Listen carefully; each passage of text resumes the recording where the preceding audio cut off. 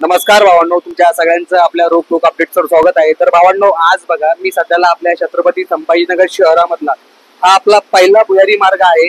आणखी या भुयारी मार्गांना 1 वर्ष सुद्धा झालं नाही, तर इथलं एकदा काम बघा कुठल्या दर्जाचं झालेलं आहे। तुम्ही एकदा हे बघा भावांनो, या आपण आपल्या छत्रपती संभाजीनगर शहरामध्ये आपल्या शहराचा हा आपला स्वाभिमान म्हणून किंवा एक आदर्श म्हणून स्मार्ट सिटी अंतर्गत म्हणा किंवा शहराची जी प्रगती होती ते ही प्रगती आहे का? हे पाणी बघा कसं लिकेज होतंय। हे कुठलं काम आहे भावांनो? तुम्ही थोडासा विचार करा। 12 महिन्याच्या आतमध्ये जर कधी कोट्याधीशानं आपला पैसा जर कधी असा वाया जात असेल तर ते योग्य आहे का? हे बघा, हे पूर्ण पाणी बघा कसं लिकेज होतंय।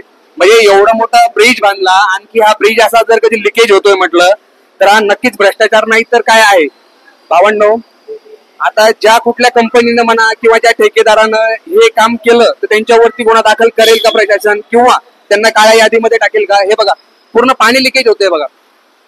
हे बघा पूर्ण पाणी लिकेज होतंय। आपल्या छत्रपती संभाजीनगर शहरामध्ये ना पूर्ण भ्रष्ट अधिकारी भरलेले आहेत तर आहेत। पूर्ण भ्रष्ट कर्मचारी म्हणा किंवा जे डेव्हलपर्स जे आहेत किंवा जे कंस्ट्रक्शन वाले आहेत, जे टेंडर घेतात, जे कामं करतात, तर त्यांनी सुद्धा पूर्ण शहराची वाट लावलेली आहे। आपल्या छत्रपती संभाजीनगर शहरामध्ये ना भावांनो कुणाला धाक राहिलेला नाहीये। तुम्ही बघू शकता भावांनो, हे बघा एवढा मोठा कोट्याधीशानं आपल्या गरीबाचा पैसा जर कधी खर्च करून जर कधी प्रशासन जर कधी असे कामं करत असेल तर ते योग्य आहे का भावांनो? हे बघा ना, हे पाणी बघा कसं लिकेज होते, तर हे कुठल्या दर्जाचं काम आहे?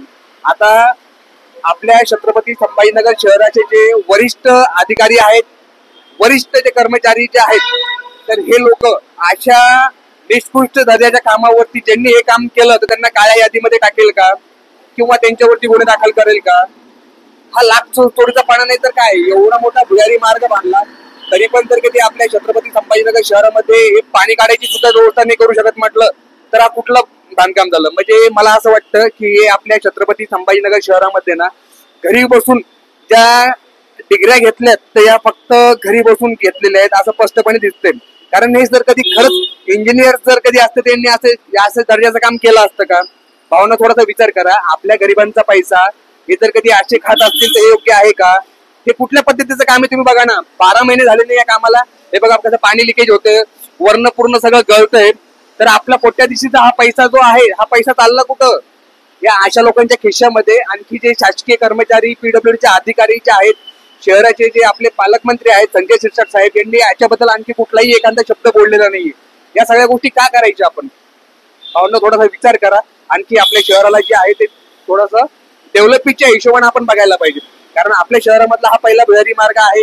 तर भावांनो, मला त्या गोष्टी